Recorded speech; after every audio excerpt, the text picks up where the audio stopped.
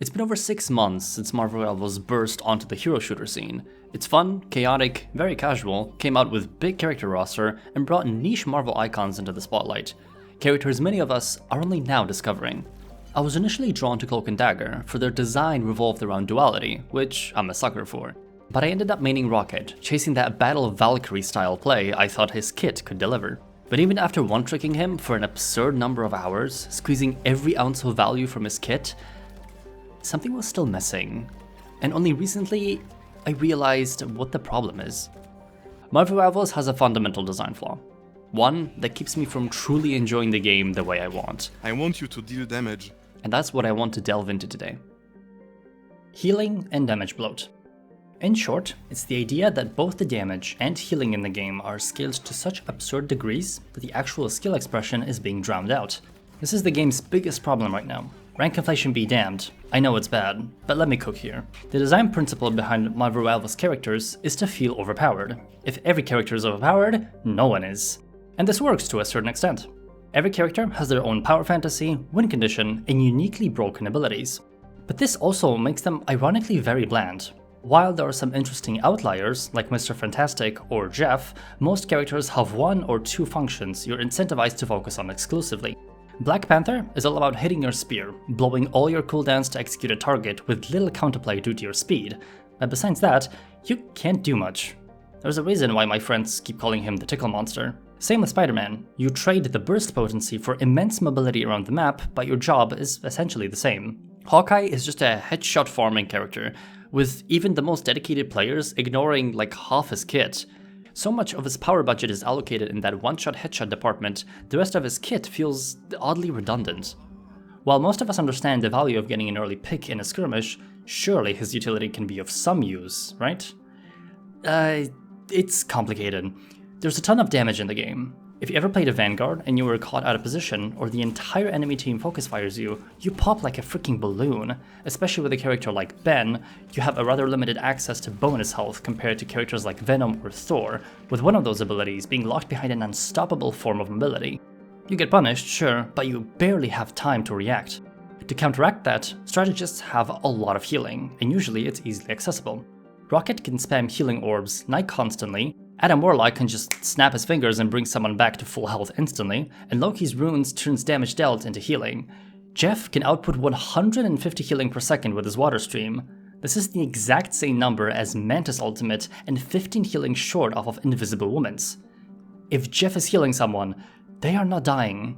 And if you start doing similar math for other characters, you start to realize how much ridiculous value is being generated just by healing. Which is a shame, because if you look at the characters' kits in a vacuum, they seem like they have so much potential. I remember seeing the trailer for Invisible Woman and getting extremely hyped about the playmaking potential of her displacement abilities, not to mention the mind games related to her ultimate hiding everyone inside. But alas, what did this character become? A glorified heal bot with her ultimate being just another I win button. Which, actually, is a good segue to talk about. Does anyone actually like Strategist ultimates? No, seriously, this is a genuine question. How many times have you carefully planned a push with your team, with meticulous coordination between each teammate, only to hear, Okay, wrap it up guys. Can't do anything for the next 12 seconds. Let's just go get a burger. There's very little skill in just pressing that button, and I'm talking from a perspective of a Strategist main. It's not fun resolving the entire teamfight just because I felt a little bit threatened in the lamest way ever. And it's even worse from the other side of the coin. There's an obvious skill discrepancy between duelists having to commit resources to a kill versus a strategist denying said elimination. Characters like Psylocke or Magic have to commit a ton of movement not just to attempt to get a pick, but confirm it and get away. What do strategists have to do? Very little actually. If it's not them, they just throw some easily accessible healing and chill out. If it's themselves, some have abilities like Dagger's Bubble or Rocket's Jetpack to make it 10 times harder to do their job. Put yourself in duelist's shoes. You're leaving the front line and taking a detour into a flank route. You see an isolated Luna Snow in the back of her team. You engage her, revealing your position to the entire enemy team, but you whittle her down. You see it, just a sliver of health, just a few. She used her ultimate. And now their entire team is pushing. They just won the fight, and now you're left wondering if there ever was a right time to engage. Forcing out an ultimate is a great strategy in hero shooters, but they last so long that they can easily turn into an engage ultimate instead. There's barely any diminished value in that. They just keep going.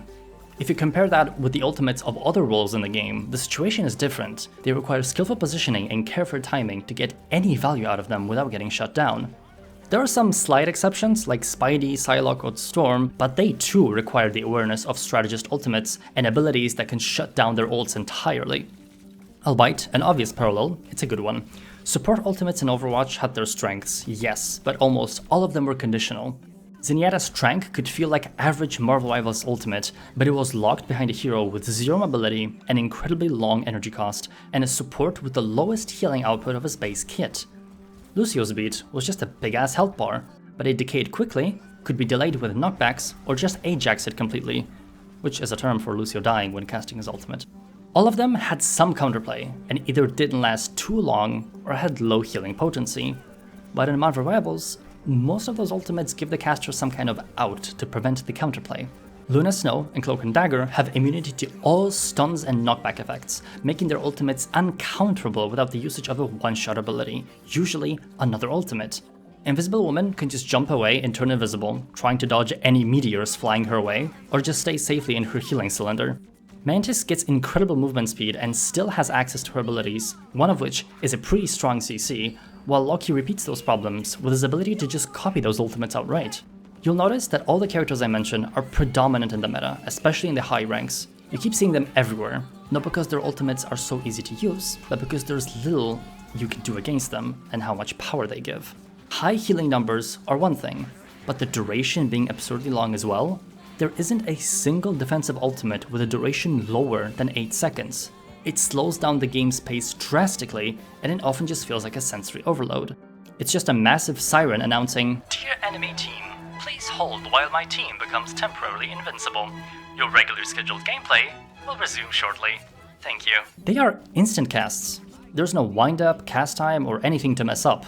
It's a constant barrage of numbers you can't keep up with, and that's how those abilities usually feel. Constant bursts of healing, not long duration sustain. And so, we're at a point where I hope most of you understand the sheer power of Strategist ultimates. These characters are incentivized to follow the road of least resistance, to gain those powerful abilities as fast as possible, and that's through healing. And who can blame them? The game rewards it, aggression just doesn't pay off the same way. This whole problem of damage and healing bloat prevents the strategist from effectively playing around the most interesting parts of their kit. Sue can displace enemies into unfavorable positions or even earn environmental kills on maps with death pits. Loki, with his other two clones, can deal absurd AoE damage, and the mind games of guessing which one is the real Loki can be incredibly fun to pull off. Rocket has immense mobility and stickiness, highest damage output of all strategists, and incredibly small hitbox. Before his rework, I loved playing him as an off-angle support flanker hybrid, which I mentioned in my guide video. But all that falls apart when the most effective way to play the character is just farming your ultimate. Don't get me wrong, some of those plays can work in certain cases, but those cases start to appear less and less the higher up the ranks you're climbing. And in some games, you see none of those opportunities, even when reviewing your own gameplay after the fact. I loved how playstyles like Reddit Lucio or DPS Lifeweaver had potential and real reasons to work. The choice of proactive versus reactive plays with Ana's Biotic Grenade or adapting playstyle of Moira felt like immense contributions to the game besides just doing the bare minimum you're required to do. Because that's what healing should be for a support type classes. A bare minimum, something you do in the background but still contribute with damage, utility, and creative usage of your abilities. Marvel Rivals doesn't do that. Strategist's main job is healing. There's barely any other choice for your gameplay, and that gets old really fast. I don't like playing Rocket like a heal bot. I love interweaving my damage between my heals, challenging flankers to a duel, or shredding tanks at close range. Did you know that Rocket's damage gets dangerously close to 400 DPS if he hits all his headshots? Of course not, because there's such an emphasis on your now defensive ultimate that doing anything else feels like a subpar play, even if that aggressive play is super satisfying. This is partially the reason why I dislike the Rocket rework. Previously, he was a niche character that I had to squeeze all possible value to make him viable and climb to Celestial. But now, almost all his power budget is in his healing and ultimate, so doing anything else is incredibly risky and usually just not worth the effort. His ultimate, despite me not liking the direction they went with it, is actually a very balanced ability, all things considered. You place a device with a health bar that activates after a short delay, which gives a lot of survivability to your team, but still makes it feasible to kill people inside. It lasts for a long time, sure, 12 seconds is a lot, but you can actually destroy the damn thing. If your whole team focuses on it, it can die in just a few seconds. What firepower? What firepower? Reasonable counterplay. Wow! I mentioned Jeff as an outlier, as his flanking and aggro potential are not to be underestimated, but his design makes this playstyle incredibly toxic and borderline unfair in certain cases. I am all for this type of playstyle for strategists, but not its current execution. I do hope this gets toned down in the future, because dealing with an unkillable Jeff is not fun at all. I don't hate this game, I just want to love it more. It reignited my passion for skill-expressive hero shooters, but refuses to give me that expression in the role I prefer. I want to embrace the gremlin-like nature of Rocket's personality and gameplay, because the potential of it is there. In quick play, I can get away with it, but without the stakes of ranked games, it doesn't feel rewarding, especially with the engagement-based matchmaking, which is another can of worms I don't want to open right now.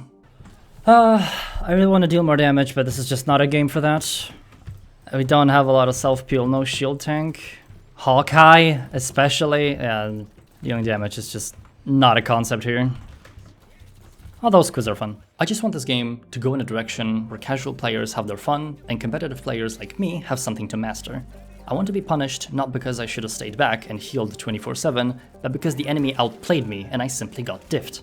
I had plans to make an in-depth guide for Rocket Raccoon, but the more I play him in a high elo, the more I realize most of my knowledge is of marginal use for what playstyle is preferred for him. Who cares which character you can comfortably duel, and which you can safely draw aggro from, when the safest option is to hang back and spam heals instead? I don't want my role's skill ceiling to be farm ult, use it, and don't die. I want to be proactive, but I'm actively discouraged from doing so. If this design philosophy doesn't change, I might have to quit, even with me getting so attached to this aggressive furball. I want to think the release of Ultron will introduce something unique to the game, but I don't want to keep my hopes too high, because I just might end up getting disappointed again. Actually, 1 week later... Okay, yes. Damage strategists! Okay! Wait, that's so cool! This heals allies. It lasts 8 seconds. It's gonna be another larking. Defensive ultimate.